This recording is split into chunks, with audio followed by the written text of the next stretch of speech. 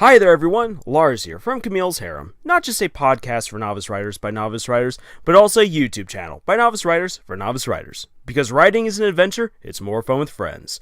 Today I'm going to entertain and educate all y'all with a rant about infodumping. Why do we call it infodumping? Because you take all that world building, all those explanations, all that character development, backstories, and questions that have been mulching and fermenting in the back of your mind and word vomit them all over the pages and into your reader's eyes.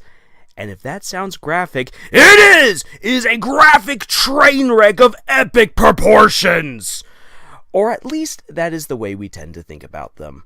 But it is hard sometimes to not have that happen when you try to explain yourself in your stories.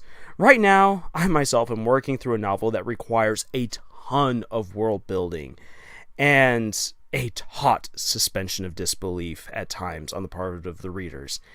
And so it becomes a real temptation for me to just sit my future readers down and explain all the rules, politics, and characters to them before they even get out of the gate.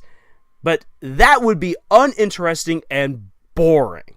It is so much more rewarding and fun to see the world and the characters and everything else from the plot and magic, so forth, develop as the story progresses. How then can you deliver a gripping narrative that conveys metric tons of information, but doesn't get derailed in the process like the graphic train wreck that I've just described?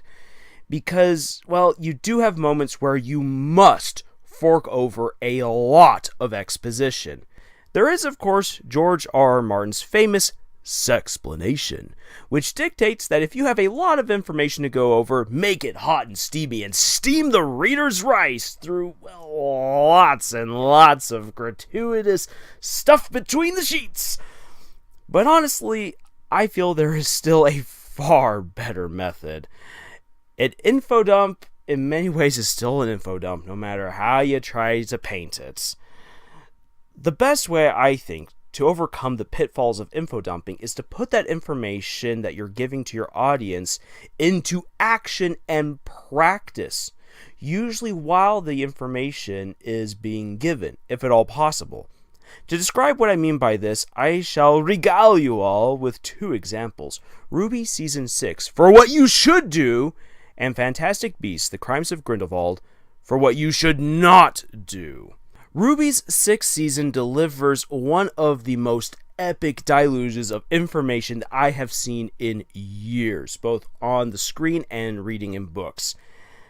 It's the third episode in the season, titled The Lost Fable, and it is a massively revelatory episode in the form of a flashback, which the main characters can somewhat interact with.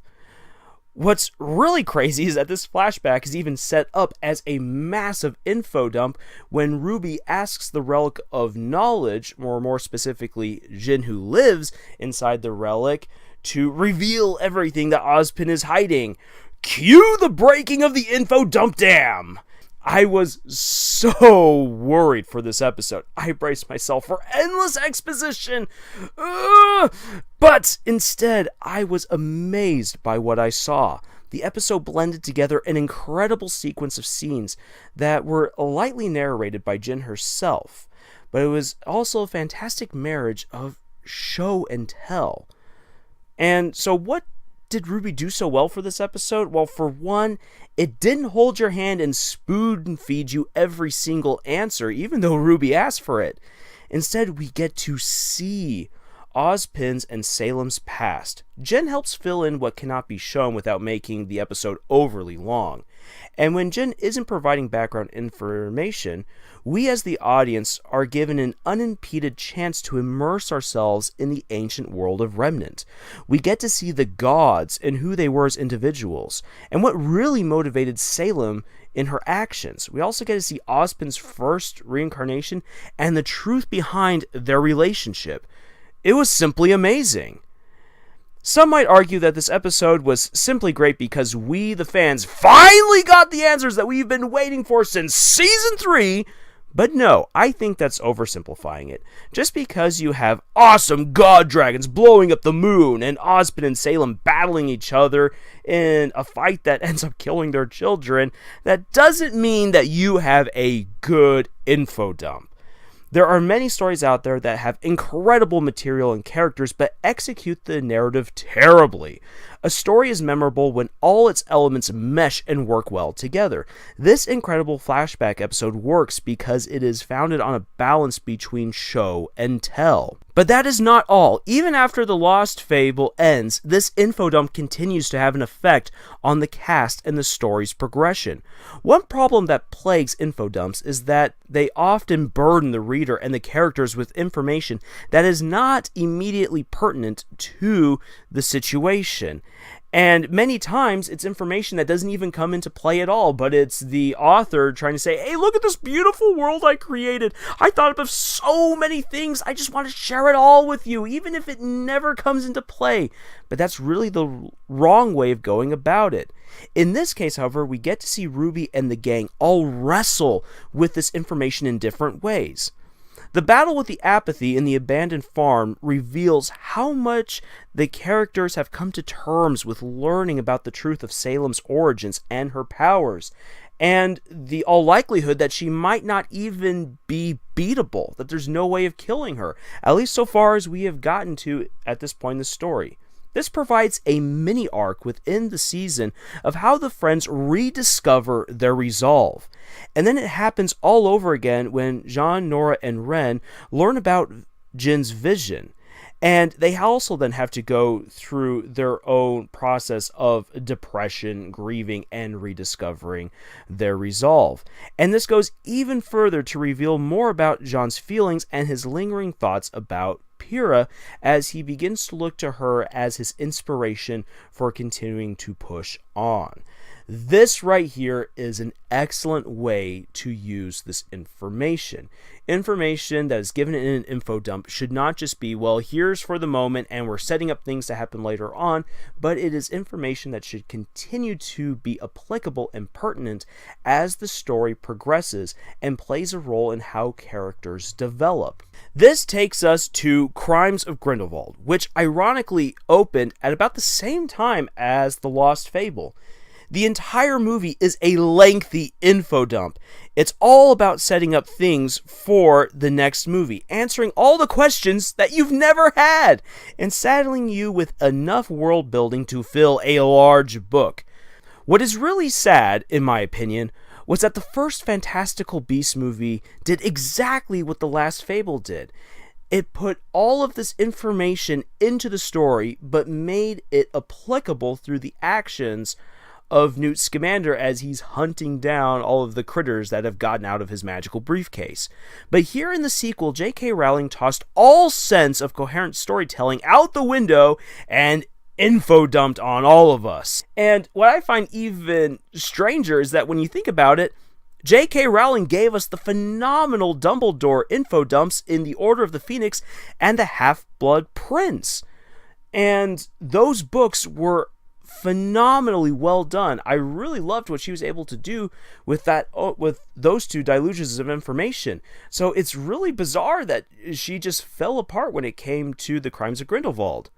To break it down quickly, we get a rapid explanation about Queenie and Jacob's relationship, which then becomes just a terribly handled subplot that takes an illogical leap forward at the very end of the movie, with almost no development in the meantime. We get a lot of information about Letta and her family, which means next to nothing in the end. And the best moment for her is when she confronts Newt in the French Ministry of Magic, and that's because we finally get to see what we've learned about Letta herself put into practice. But it only lasts for a moment.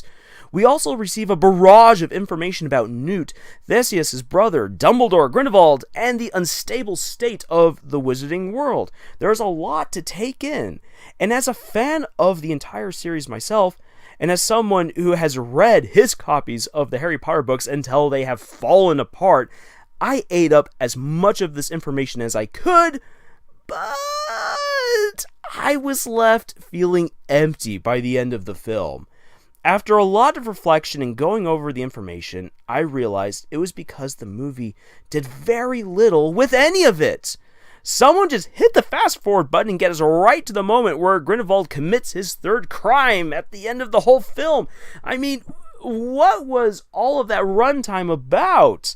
The character development was all over the place or even non-existent for some. Crimes of Grindelwald was a $200 million info dump.